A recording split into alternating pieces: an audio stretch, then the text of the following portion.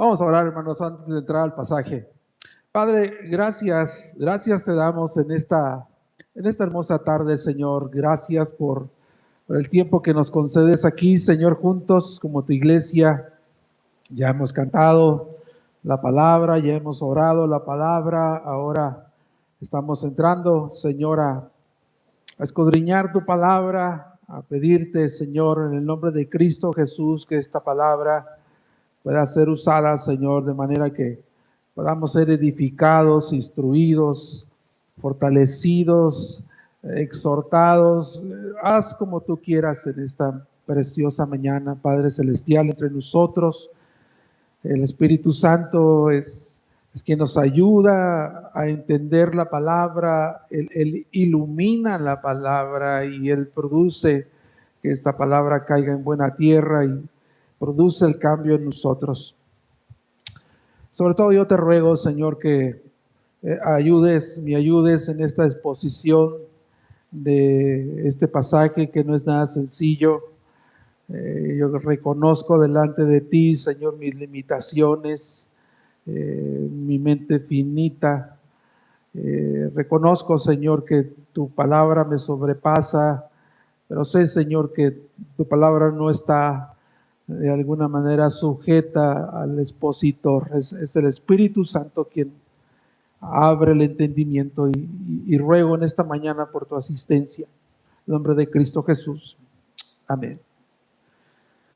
Bien, amados hermanos, continuamos con nuestro libro en Hechos. La semana pasada estuvimos viendo un texto bastante poderoso en el cual vimos que después de la muerte de Esteban, uno de los diáconos, después de la muerte de Esteban, Dios la usó, fue como el catalizador que encendió la persecución de la iglesia a manos de Saulo de Tarso. Recuerdan el texto que él dice que arrastraba a hombres y mujeres, entraba en las sinagogas para violentamente tomarlos y ponerlos en prisión. Hablamos acerca de que este Saulo era un hombre despiadado que en su celo religioso pensó que estaba haciendo un bien a Dios. Él se complacía, como vimos la semana pasada, en destruir familias cristianas enteras, con el propósito de destruir la iglesia. Un esfuerzo cruel y sádico por destruir la iglesia de Cristo. Pero también vimos que Dios permitió, amados hermanos, esa persecución para movilizar a la iglesia a la tarea o la misión que Cristo les había entregado en el capítulo 1, versículo 8, donde Cristo les dijo: ustedes me van a ser testigos en Jerusalén, en Judea, en Samaria y el resto del mundo. Dios permitió esa persecución precisamente para movilizar a la iglesia a la tarea de la misión que Jesucristo les entregó. Y en la manera que estuvimos estudiando la semana pasada ese texto, Lucas describe esta iglesia perseguida. No sé si recuerdan los que estuvimos aquí la semana pasada. Lucas describe a esta iglesia perseguida como los dispersados. Él dice, la iglesia fue dispersada. Y estuvimos haciendo alusión a esta palabra, que esta palabra es usada en la agricultura, que significa esparcir semillas sobre la tierra. Podemos aplicar esto acerca de que esta iglesia de creyentes que iban predicando el evangelio donde quiera que ellos iban, en Judea y en Samaria, perseguidos y dispersados, eran como semillas del evangelio en las manos de Dios, que Dios estaba esparciéndolas sobre toda Judea y Samaria. Y vimos también que Felipe ya empieza a tomar, ser protagonista en el capítulo 8, lo fue Esteban en el 7, pero ahora Felipe es el protagonista del capítulo 8 y lo vimos, él es uno de los 7 escogidos de los judíos helenistas o griegos, que fue escogido para diaconar las mesas o servir a las mesas, a las necesidades de las viudas griegas. No sé si lo recuerdas. Y Dios usó a este Felipe. Dios le dio un ministerio mucho más amplio y lo usó para expandir la obra evangelizadora. En uno de los lugares, estuvimos mencionando, en uno de los lugares que jamás pudiesen haber sido imaginados, alcanzados por los judíos, Samaria. Porque como vimos la semana pasada y vamos a ver un poquito más acerca de eso, eran considerados una raza mixta e impura, porque eran descendientes de matrimonios judíos y de pueblos gentiles paganos.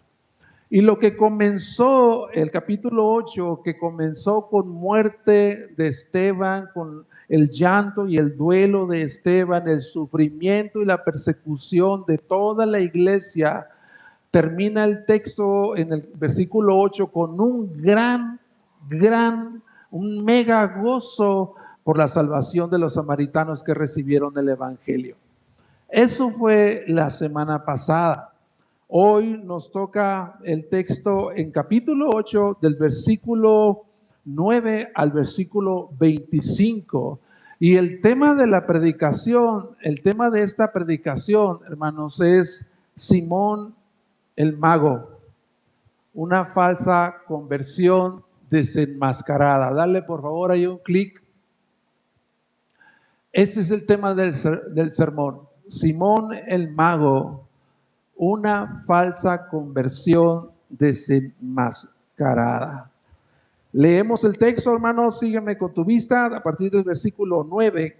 Bueno, nos conectamos con el versículo 8 para conectarnos con el mensaje anterior. Y había gran gozo en aquella ciudad. Hacía tiempo que cierto hombre llamado Simón estaba ejerciendo la magia en la ciudad y asombrando a la gente de Samaria, pretendiendo ser un gran personaje, y todos desde el menor hasta el mayor, del menor hasta el mayor, le prestaban atención y decían: este es el que se llama el gran poder de Dios. Le prestaban atención porque por mucho tiempo los había asombrado con sus artes mágicas, pero cuando creyeron a Felipe, que anunciaba las buenas nuevas del reino de Dios y el nombre de Cristo, se bautizaban tanto hombres como mujeres, y aún Simón mismo creyó, y después de bautizarse continuó con Felipe y estaba atónito al ver las señales y los grandes milagros. Cuando los apóstoles que estaban en Jerusalén oyeron que Samaria había recibido la palabra de Dios, les enviaron a Pedro y Juan, quienes descendieron y oraron por ellos para que recibieran al Espíritu Santo, porque todavía no había descendido el Espíritu Santo sobre ninguno de ellos. Solo habían sido bautizados en el nombre del Señor Jesús. Entonces Pedro y Juan les imponían las manos y recibían el Espíritu Santo. Cuando Simón vio que el Espíritu Santo se daba por la imposición de las manos de los apóstoles, les ofreció dinero y les dijo: denme también a mí esa autoridad, de manera que todo aquel sobre quien yo ponga mis manos reciba el Espíritu Santo. Entonces Pedro le contestó, que tu plata perezca contigo, porque ¿por qué pensaste que podías obtener el don de Dios con dinero? No tienes parte ni suerte en este asunto, porque tu corazón no es recto delante de Dios. Por tanto, arrepiéntete de esta tu maldad y ruega al Señor que, si es posible, te perdone el intento de tu corazón, porque veo que estás en hiel de amargura y en cadena de iniquidad. Pero Simón respondió: rueguen ustedes al Señor por mí, para que no me sobrevenga nada de lo que han dicho. Y ellos, después de haber testificado solemnemente y hablado la palabra del Señor, iniciaron el regreso a Jerusalén, anunciando el evangelio en muchas aldeas de los samaritanos.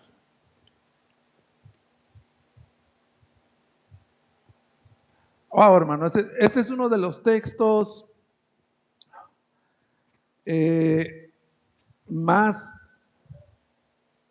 crudos y más reales acerca de que pueden existir personas que creen pero no son salvos.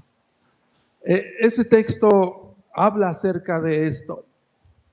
Pero voy a tocar solamente 3 cosas. La primera de ellas es Simón el hechicero. Vamos a enfocarnos primero en Simón el hechicero, en él. Después vamos a ver la misión de Pedro y Juan en Samaria. Y al último vamos a ver Simón es desenmascarado. Enfoquémonos primero en Simón. Después de la predicación de Felipe, a través que también Dios estaba haciendo a través de Felipe milagros y señales, respaldando el mensaje de la predicación de Felipe, y había un gran gozo de las multitudes que estaban escuchando atentamente a Felipe. De repente en la escena, hermanos, de repente en esa escena aparece un tal Simón el mago. Un Simón el mago que practicaba la magia y tenía cautivados a los samaritanos, que se hacía pasar por alguien grande, por una persona muy importante. Ahora quiero tenerme allí para hablar acerca de este Simón el mago. Este mago no era un mago tradicional o de los modernos como lo conocemos hoy, ¿no? Alguien que sacaba su sombrerito y sacaba conejitos de su sombrero. Este no es un tipo de mago así.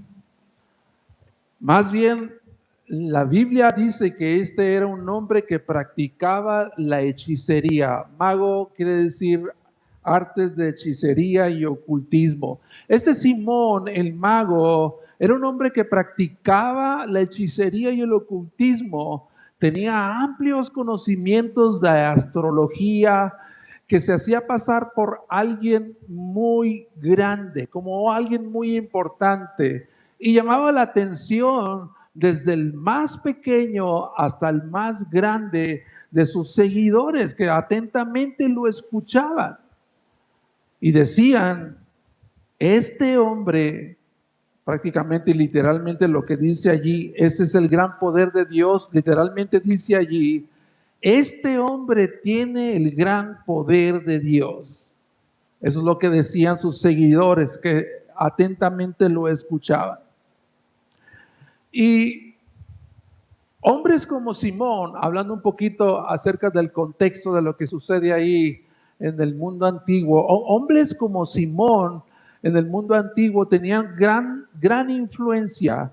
Eran casi considerados como sacerdotes, como maestros, que decían poseer la verdad divina y se hacían pasar como enviados de Dios, engañando a las gentes crédulas de esa época.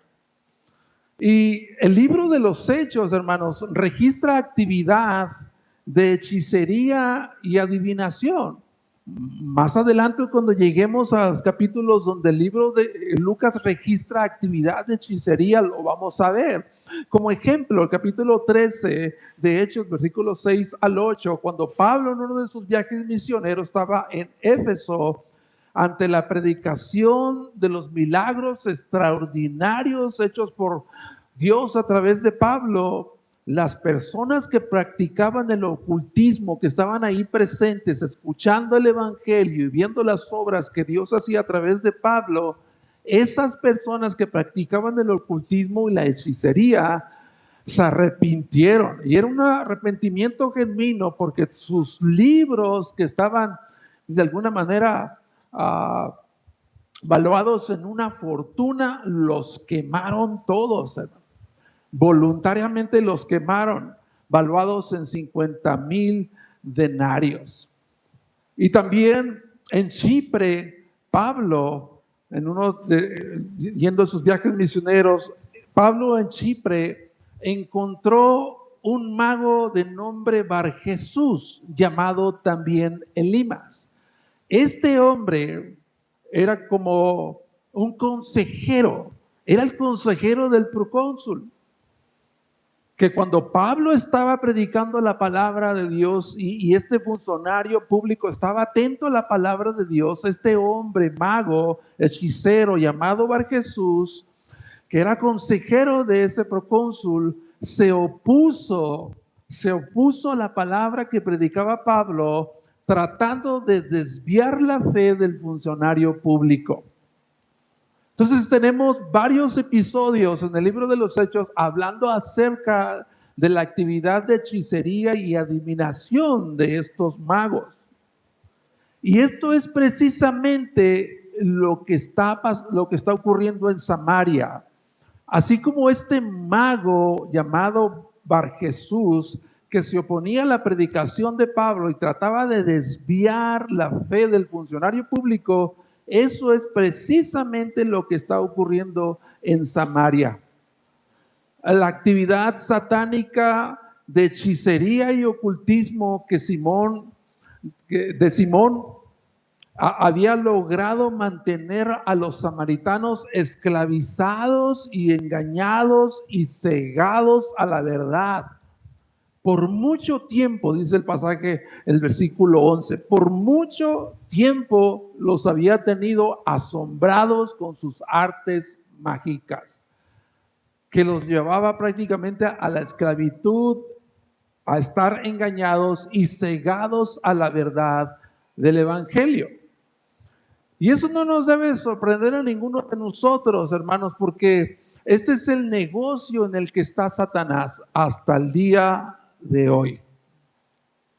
Él va a usar cualquier cosa, él va a usar cualquier cosa con el propósito de engañar y desviar a las personas y cegarlos de la verdad. Eso es lo que dice 2 de Corintios 4, versículos 3 y 4, que si nuestro evangelio está oculto o escondido, está oculto en aquellos que se pierden, en el cual el Dios de este siglo ha cegado el entendimiento para que no les resplandezca la gloria de Dios o la gloria del evangelio que es en la faz de Jesucristo. No nos debe de extrañar que Satanás está en ese negocio de cegar el entendimiento para que no se conozca la verdad de la palabra de Dios y poder traer libres a muchas personas que están siendo cautivas.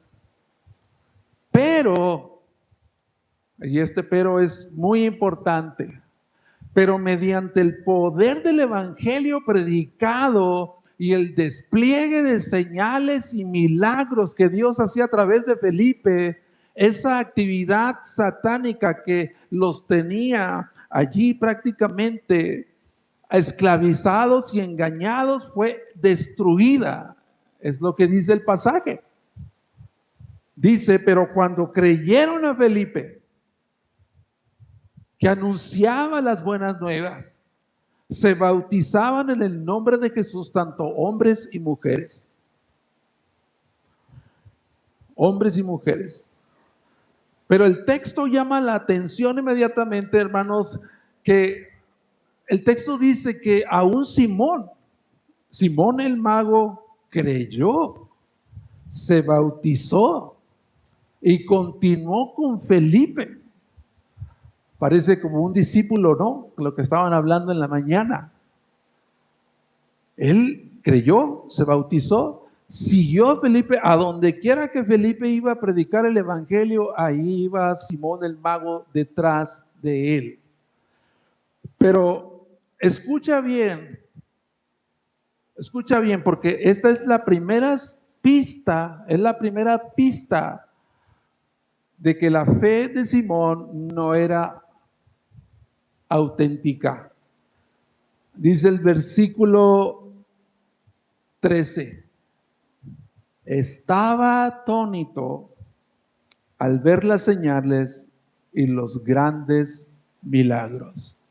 Esta es la primera cita, vamos a dejarla ahí. Perdón, es la primera pista de que la fe de Simón no era auténtica. Pasamos al segundo, que es, dale una clic por ahí, no se alcanza a ver muy bien, pero son los apóstoles orando. La misión de Pedro y Juan en Samaria.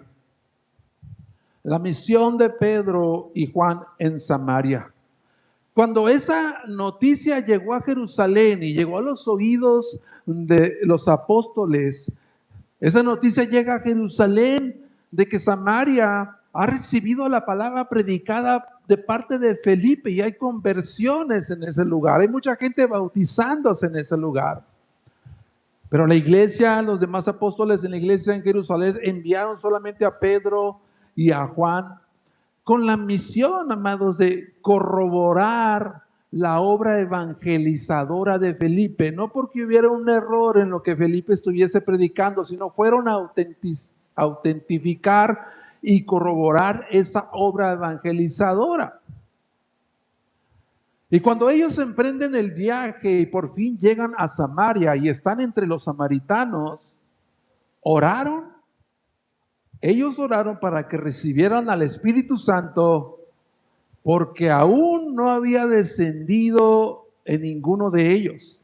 Solamente dice el texto que habían sido bautizados en el nombre de Jesús y al imponer los apóstoles las manos sobre esos samaritanos, el Espíritu Santo era derramado. Recibían el Espíritu Santo.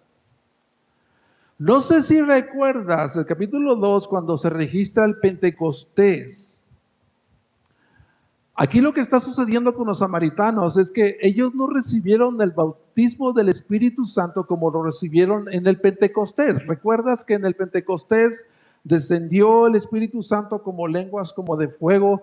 Hubo un gran viento y todas las gentes que venían fuera de la ciudad de Jerusalén, que eran muchas naciones representadas, los escuchaban hablar en sus propias lenguas. El Espíritu Santo les dio de una manera sobrenatural, la capacidad de hablar diferentes lenguas humanas que exaltaban a Dios. Eso es lo que sucedió en Pentecostés capítulo 2.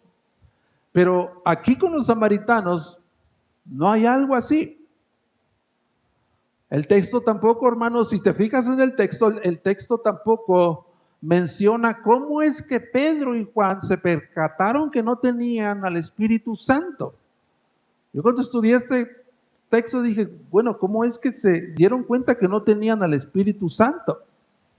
Pero tampoco el texto no nos dice. El texto lo único que nos dice es que al imponer las manos los apóstoles y orar por ellos, al instante el Espíritu Santo descendió sobre ellos. Y yo estoy seguro, hermano, que si tú vas y estudias este texto, va a venir una pregunta a tu mente y la pregunta va a sonar de esta manera. ¿Por qué los samaritanos tuvieron que esperar a los apóstoles para recibir el Espíritu Santo? ¿Por qué? ¿Por qué los samaritanos tuvieron que esperar a los apóstoles para recibir el Espíritu Santo? Si no vemos el contexto histórico, que es muy importante, no vamos a entender el pasaje, hermanos. No vamos a entender el pasaje. Por eso, déjame darte un poquito de contexto histórico. Lo hice la semana pasada, pero quiero mencionar algunas otras cosas que no dije la semana pasada. El contexto histórico es que el pueblo de Dios, con la muerte del rey Salomón, Jerusalén se dividió en dos reinos. ¿Recuerdas? El reino del sur, que está conformada por Judá y Benjamín, y el reino del norte con el resto de las 10 tribus. En el año 721 antes de Cristo, el reino del norte con sus 10 tribus fueron conquistadas por los asirios, que después de que los llevaron cautivos a Babilonia, regresaron los asirios para repoblar ese lugar, las 10 tribus, con extranjeros de otras razas, de pueblos paganos, que se mezclaron con los judíos que se quedaron ahí y formaron así esta raza híbrida de los samaritanos. Los samaritanos no eran ni completamente judíos ni completamente gentiles, era una mezcolanza de ellos. Con este contexto en mente, hermano, con este contexto en mente, Felipe, que va y predica en Samaria y empieza a ver muchas conversiones en ese lugar, con este contexto en mente, Felipe no simplemente está está evangelizando un nuevo territorio. Lo que está pasando allí, hermanos, lo que está pasando allí es el cumplimiento de la comisión que Cristo les entregó antes de ascender a la diestra del Padre. En Hechos 1:8, ustedes me serán testigos en en Jerusalén, Judea y Samaria, hasta el resto del mundo. Lo que está ocurriendo allí es que todas las barreras, amados, todas las barreras religiosas, culturales, raciales de los judíos y samaritanos, los cientos y cientos de años de desprecio y de odio recalcitrante estaban siendo derribadas por el poder del Evangelio de Cristo. Ese es el contexto de lo que está sucediendo allí. Y quiero detenerme ahí, hermanos, para afirmar que esto es lo que hace el Evangelio. El Evangelio de nuestro Señor Jesucristo, eso es lo que hace. Derriba todos los obstáculos culturales, raciales y religiosos. Todas las barreras humanas, las enemistades, las rivalidades, divisiones, no deben de tener lugar en los redimidos. Porque ahora nuestra identidad como hijos de Dios, ahora mi identidad no está en mi nacionalidad, ni en mi nivel económico, académico, sino que somos todos partes de un cuerpo, ricos, pobres, blancos, morenos, educados, no educados, oaxaqueños, tabasqueños, poblanos, tijuanenses, estadounidenses, todos. Somos un solo pueblo en Cristo. Porque es lo que dice su palabra, ya no hay judío, no hay griego, no hay esclavo, no hay libre, no hay varón y mujer, porque todos somos uno en Cristo. Es lo que dice Gálatas 3:28. Pero volviendo a la pregunta, hermanos, ¿por qué los samaritanos tuvieron que esperar que llegaran los apóstoles para recibir el Espíritu Santo?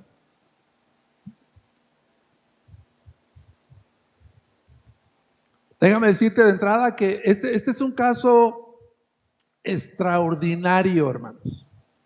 Este es un caso extraordinario, como nos vamos a encontrar a otros casos similares cuando el evangelio está siendo extendido a los gentiles. Ahorita estamos con Judea y Samaria, pero cuando se extienda a los gentiles, vamos a ver casos similares como este.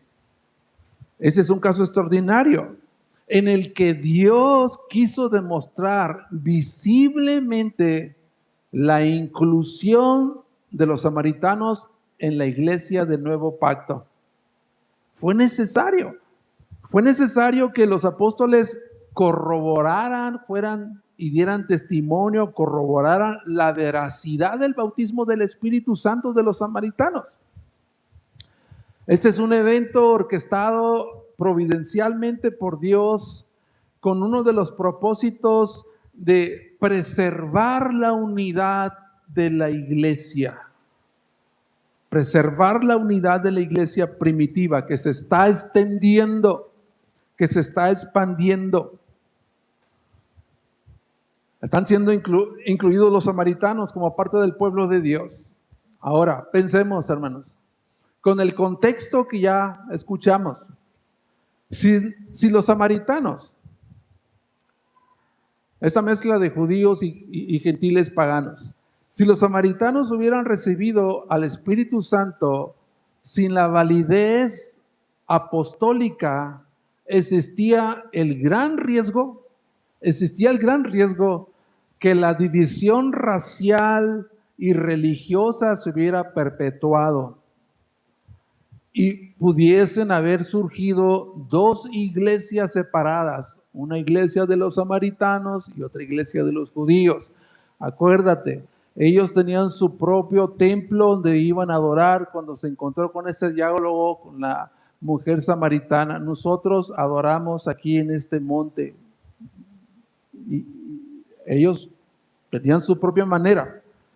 Dios está de alguna manera preservando la unidad de la iglesia y tiene como propósito de que los apóstoles corroboraran entonces la veracidad del bautismo del Espíritu Santo al estar siendo incluidos, o la inclusión de los samaritanos en la iglesia del nuevo pacto. Ahora, yo sé que también hay otro tipo de preguntas que surgen en nuestra mente. Hay quienes me han preguntado hace mucho tiempo acerca de este pasaje que dice, no entiendo claramente el texto, hermano, no lo entiendo. ¿No se supone que en la conversión recibimos el Espíritu Santo?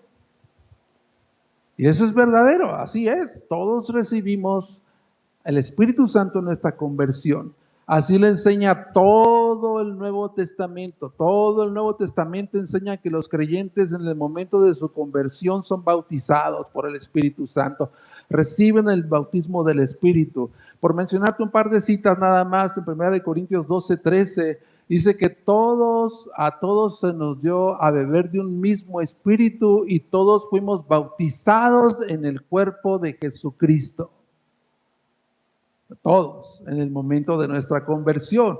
Efesios 1:13 dice que ustedes, hablando Pablo a la iglesia en Éfeso, les dice en Efesios 1:13, ustedes después de escuchar la verdad, el evangelio, y habiendo creído, fueron sellados por el Espíritu Santo de la promesa.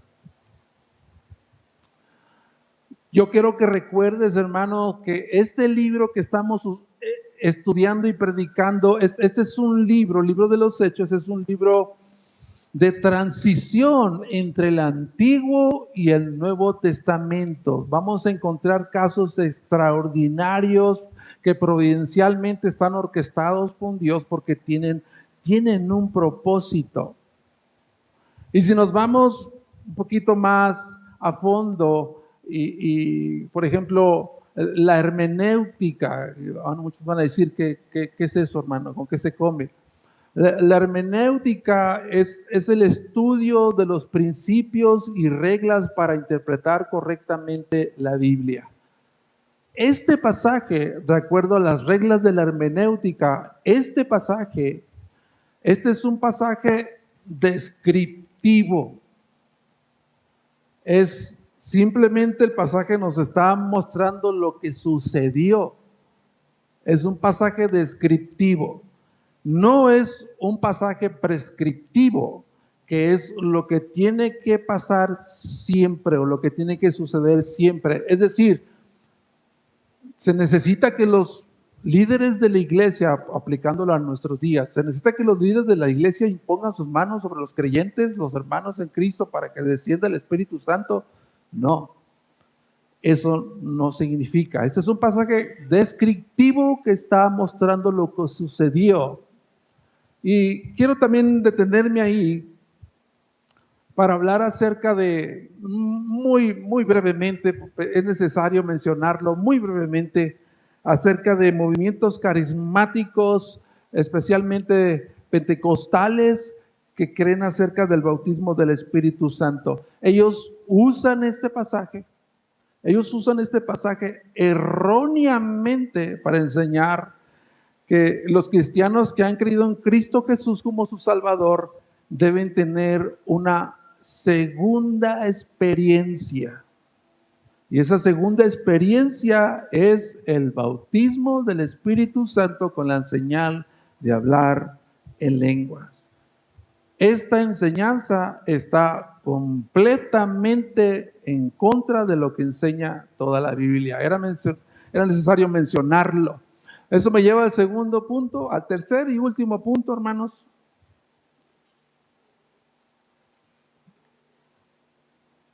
Estoy tratando de ir rápido porque sé que el calor está fuerte. Ahora, Simón es desenmascarado. Aquí está el corazón del texto. Lucas una y otra vez nos ha mostrado, nos ha dado detalles de cómo una y otra vez el enemigo ha tratado de destruir la iglesia. Ha usado la opresión que viene de fuera, ha infiltrado persecución de adentro, y este es otra muestra que nos da Lucas, es otra muestra del intento de Satanás de destruir la obra de Dios. Recuerda, este Simón escuchó, creyó y se bautizó. Parecía ser un creyente. Inclusive Felipe lo bautizó, amados hermanos. Ahora la pregunta que hice al inicio de la predicación: ¿se puede creer sin ser salvo? ¿Se puede creer sin ser salvo? La Biblia tiene la respuesta a esa pregunta, hermano. Y Cristo utilizó por lo menos dos parábolas. Una de ellas es la parábola del sembrador. ¿Recuerdas? Cristo mencionó la parábola del sembrador, donde nos habla que la semilla de la palabra de Dios cae sobre la roca, que son aquellos que reciben la palabra con gozo. Reciben la palabra con gozo, pero después viene el diablo y arrebata la palabra que fue sembrada en sus corazones para que no crean y se salven. La Biblia habla, hermanos, de personas que van a escuchar el evangelio, van a creer, pero es una fe superficial, es una fe temporal. Y Simón es un ejemplo o ilustra la infiltración de falsos creyentes en la iglesia y la dificultad de distinguir entre lo que es el trigo, los verdaderos creyentes, y la cizaña, los falsos creyentes. Esta es una segunda parábola donde la Biblia nos habla, hermanos, que puede suceder. Y está sucediendo. Fe temporal, fe superficial, se recibe la palabra con gozo, pero al final no son verdaderamente salvos. Y Simón, hermano, vuelvo a repetir, es la ilustración de la infiltración de falsos creyentes en la iglesia con la dificultad de distinguir entre el trigo y la cizaña. Esta parábola del trigo y la cizaña es una gran enseñanza que Cristo nos ha dejado a la iglesia. ¿Recuerdas esa palabra? Señor, ¿qué pasó? ¿Que no sembraste trigo? ¿Quién fue que sembró cizaña? Un enemigo en la noche vino y sembró. Y cuando ya creció la cizaña y el trigo, los agricultores le dijeron a su patrón: ¿quieres que la arranquemos? No. No vaya a ser que cuando arrancas la cizaña, la cizaña, te traigas también el trigo. Déjenlos para el final. Esta es la enseñanza de Cristo en esta parábola. Y esta parábola de la cizaña, hermanos, en el que la cizaña es idéntica al trigo durante su crecimiento. Es idéntica al trigo durante su crecimiento. Y es muy difícil encontrar la distinción. Pero la diferencia La diferencia entre la cizaña y el trigo se puede apreciar cuando maduran, ya cuando crecen. El trigo se inclina por el fruto, por el peso de su fruto, y la cizaña permanece erguida y sin dar fruto. Pero eso sucede cuando ya están crecidas. Quiero detener un momento ahí, hermanos. Y yo estoy seguro que en este mundo digital, de internet, tú te has encontrado con infinidad de predicaciones y de enseñanzas, y lo que sucede en Latinoamérica con muchos apóstoles y pastores, pseudo apóstoles y pastores. Hoy sigue habiendo Simones, hermano. Sigue habiendo Simones. Pero ahora la diferencia es que se llaman apóstoles y profetas. Que la Biblia dice que son emisarios de Satanás, que se disfrazan como apóstoles y ángeles de luz para desviar a las personas de la verdad, de la palabra de Dios. Esos hombres son mercaderes del falso evangelio de la prosperidad. Y te puedo mencionar un montón.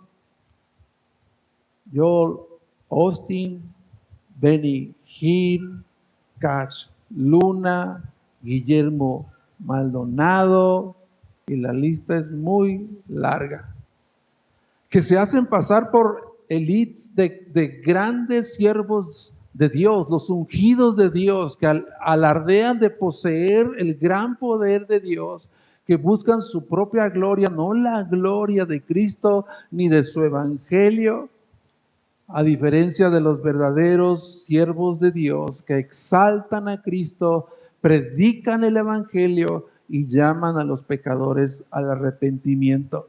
Ten mucho cuidado de no escuchar ese tipo de personas. Un día, dice Cristo, un día muchos le dirán al Señor en ese día: ¿no profetizamos en tu nombre? Y en tu nombre echamos demonios, y en tu nombre hicimos muchos milagros. Entonces esos oirán de Jesucristo las palabras más aterradoras que jamás pudiesen haber escuchado. Jesucristo les va a responder: jamás les conocí, apártense de mí, hacedores de maldad. Volviendo a la narración, la primera pista de la falsa conversión de Simón es que él estaba anonadado, sorprendido, maravillado al ver las señales y los milagros. Él estaba atónito al ver las señales. ¿Y qué es una señal, hermano? ¿Qué es una señal para ti? Una señal es una guía. Una señal es una guía que te lleva por el camino correcto. Las señales que Dios estaba haciendo a través de Felipe tenían el propósito de apuntar a Cristo, a ese gran Salvador que necesitaba Simón. Pero Simón fue seducido por las señales sobrenaturales, porque ese era su negocio. Fue sorprendido por las señales sobrenaturales, no por la hermosura de Cristo, que le ofrecía perdón de pecados y salvación por gracia. Él no estaba interesado en ello. Pero fue hasta que él intentó comprar el poder del Espíritu Santo que Simón fue desenmascarado por la Biblia. ¿Cómo ocurrió eso? Dice el texto que cuando Simón vio Cuando Simón vio que el Espíritu se le daba por la imposición de las manos de los apóstoles, es evidente que hubo una señal ahí, porque Simón vio, hubo una señal sobrenatural y quizás pudo haber sido como en el Pentecostés, el hablar en lenguas, es posible. Cuando él vio que por la imposición de las manos de los apóstoles recibían del Espíritu Santo, sacó el fajo de billetes. ¿Cuánto?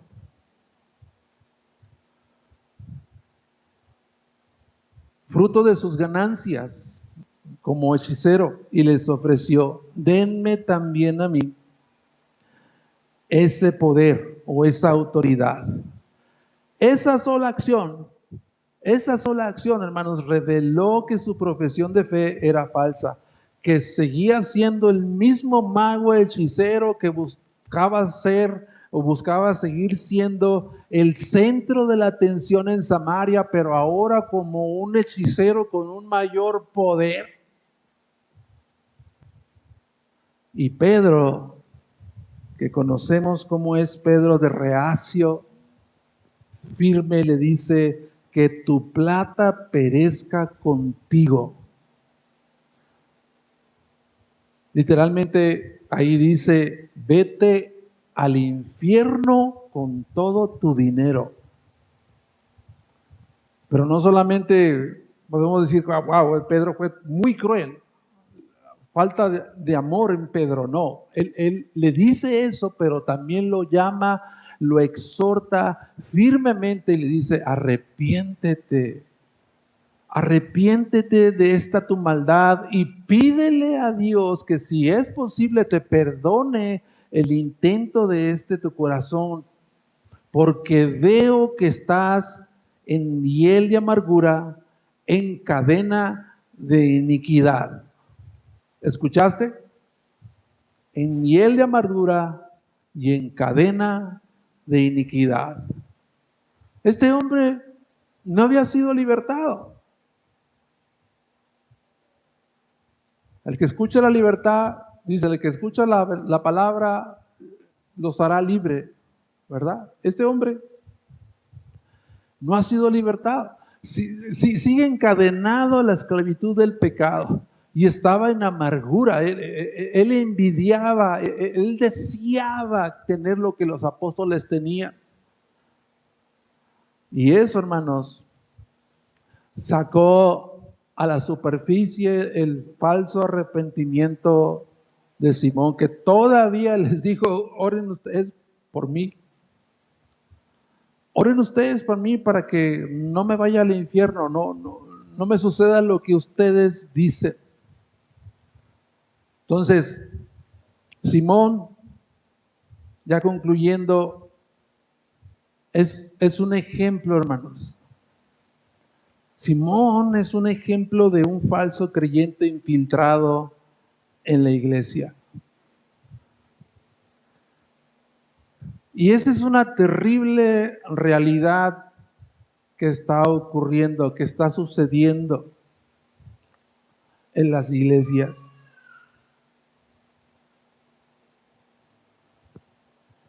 Algunos que se congregan, se creen salvos, pero siguen muertos en sus pecados, en sus delitos, y van rumbo a la condenación. Quizás pueden ser personas que en una ocasión estuvieron en un servicio, pasaron a un altar, quizás en una campaña donde se les invitó y alguien les dijo: repite después de mí: Señor, te abro mi corazón para que entres en él.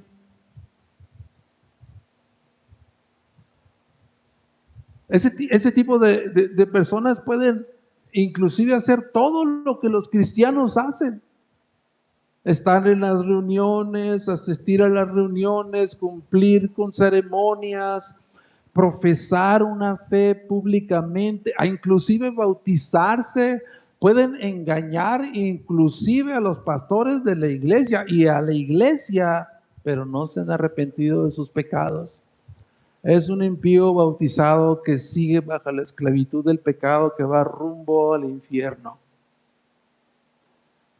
George Swinock dice lo siguiente: es una cosa terrible irse al infierno desde los bancos de la iglesia, pero es una cosa horrenda irse al infierno desde el púlpito.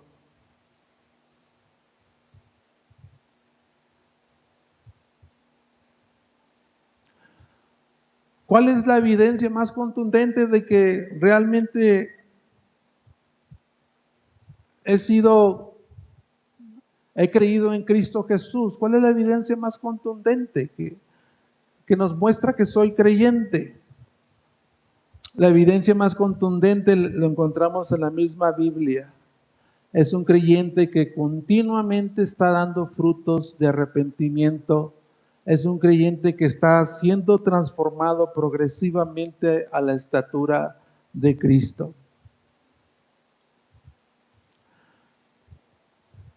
Hermanos, el texto termina, ¿verdad?, con Pedro y Juan siendo impactados. Están siendo impactados Pedro y Juan por lo que Dios está haciendo en Samaria, de tal manera que ellos mismos, cuando hacen su regreso a Jerusalén, lo hicieron anunciando el evangelio en muchas aldeas de los samaritanos. El mismo Juan que le dijo al Señor Jesucristo, cuando los samaritanos no le recibieron, cerraron las puertas a su ciudad, y él regresa y le dice a Jesucristo: si quieres, oramos para que descienda fuego y los consuma.